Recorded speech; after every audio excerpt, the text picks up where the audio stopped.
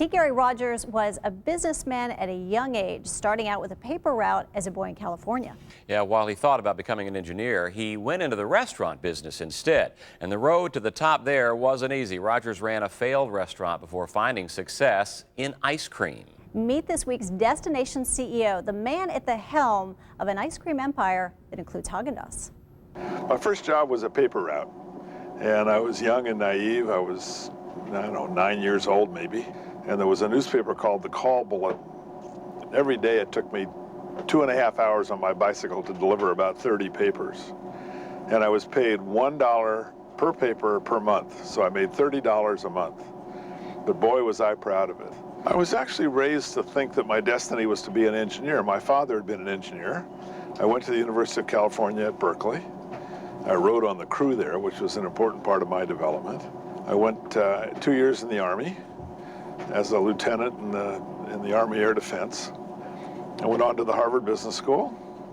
My business career started in a restaurant company.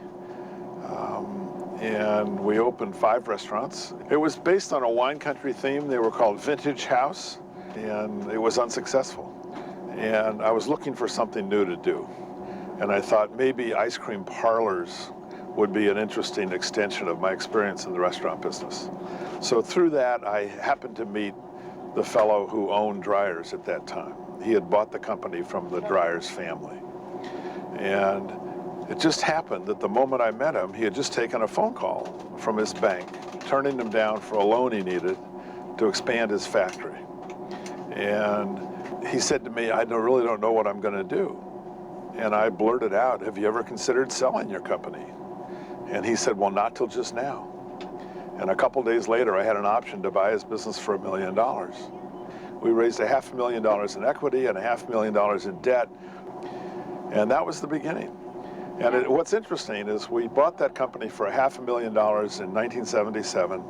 We just sold it to Nestle for $3.2 billion, 25 years later. You know, Louis Pasteur has this quote that's one of my favorites. He said, fortune favors the prepared mind.